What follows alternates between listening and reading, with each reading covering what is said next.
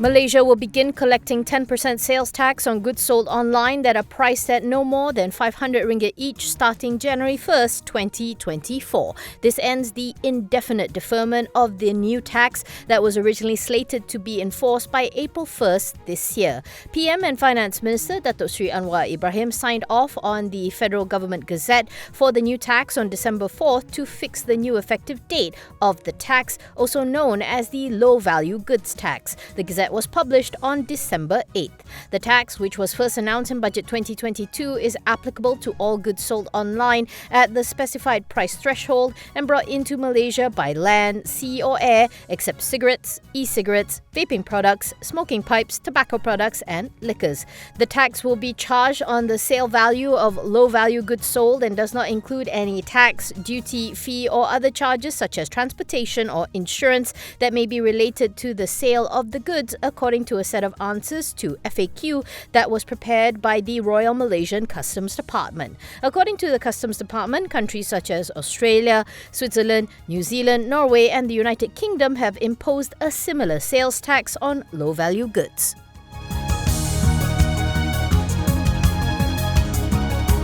Petronas Chemicals Group, which is 64.35% owned by national oil firm Petronas, has named Mazuin Ismail as its new MD and CEO effective from the new year. Mazuin, who currently serves as the Senior Vice President of Corporate Strategy at Petronas, will succeed Muhammad Yusri Mohamed Yusof, who was appointed as PetChem's MD and CEO in January 2022. According to PetChem, Mazuin managed to chart Petronas' strategy and portfolio to achieve financial performance, earning stability to future-proof Petronas and sustainability. He also managed group-wide merger, acquisition and divestment activities, with key highlights including the acquisition of renewable energy opportunities globally. Mazuin also steered Petronas' Clean Energy Solutions unit, which eventually evolved into Gentari, its dedicated clean energy arm. He was also actively involved in the advocacy of the National Energy Transition Roadmap that was launched in August. Mazuin, 55, joined Petronas in 1991 and has more than 30 years of experience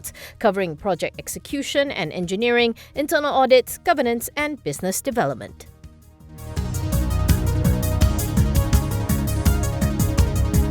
K&M Group has denied claims that its premises were raided recently by the police, saying instead that the authorities have only sought its assistance in an investigation. It also noted that the Bukit Aman Commercial Crime Investigation Department Director, Datuk Sri Ramli Mohamed Yusof, had likewise rubbished claims of such a raid taking place. In a statement, K&M said that it could not get into the specifics of the probe as it is a subject for the police, but adds that as a reputable and responsible organisation, the Board of Directors under the leadership of Tunku Datuk Yaakob Khaira will assist the police in the said inquiry. Meanwhile, K&M said it is now focusing on monetizing its assets earmarked to pare down its debts and that it has an ambitious timeline to keep to despite disruptions from a recent hostile takeover of its EGM that had delayed its efforts. The group said that in order to overcome these delays, it is moving with even greater urgency. It also said that the pre-IPO efforts for Borshig have been gaining traction and that K&M is in the midst of negotiating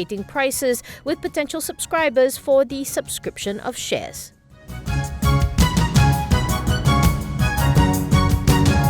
Tunku Datuk Mahmud Fauzi Muhyiddin has resigned as non-executive chairman of AirAsia X after nearly 1.5 years. In a boss filing, AAX said the reason for Mahmud's resignation was to concentrate on areas of specific interest. Deputy Chairman Datuk Famli E will take over as acting chairman until the board of directors has formalised the appointment of a new chairman. According to AAX, Mahmud was instrumental in reshaping the airline's financial status. AAX managed to get itself uplifted from its PN17 status on November 22nd. In a separate statement, AAX said that following his appointment, the airline has turned around its financial position from 12 quarters of losses to registering 5 consecutive quarters of net profit, recorded a positive shareholders' equity and demonstrated significant operational improvement across all other key metrics. Executive Director Datuk Kamaruddin Maranun said that AAX owes a huge debt of gratitude to Mahmud for his invaluable contributions and that his vision and dedication Galen have been instrumental in reshaping AAX as a world-leading low-cost mid-range airline and wish him the best in his future endeavours. In a separate filing, AAX also announced the resignation of Ahmad Al-Farouk Ahmad Kamal as its independent and non-executive director, saying that now with the airline's PN17 status lifted, he will be pursuing other opportunities within the AirAsia Group.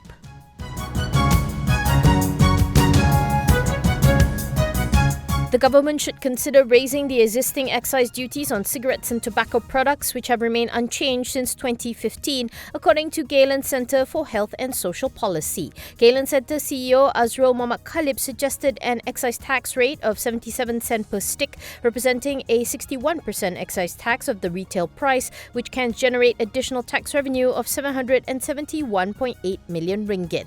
Together with the expected tax collected from nicotine vape, this will bring in at least 1.2 billion, according to Azrul. He says it is sobering to note that Malaysia spends an estimated 16 billion annually treating smoking-related illnesses, and that the revision would also help offset the effects of not including the generational endgame provision. The passage of the Control of Smoking Products for Public Health Bill 2023, once gazetted, will empower the authorities to enforce crucial regulations and restrictions on vape and e-cigarettes. Azrul says critically it will address the targeted marketing and sales of nicotine vape and e-cigarettes to children and teenagers, adding that even though significant harm and damage has already been done, it will be possible to close this particular Pandora's box. The bill, which was approved by voice vote in Dewan Negara, sparked a controversial debate, with one of the key points of discussion being the GEG clause, which prohibits any Malaysian born from January 1st, 2007 onwards from consuming or buying any type of smoking products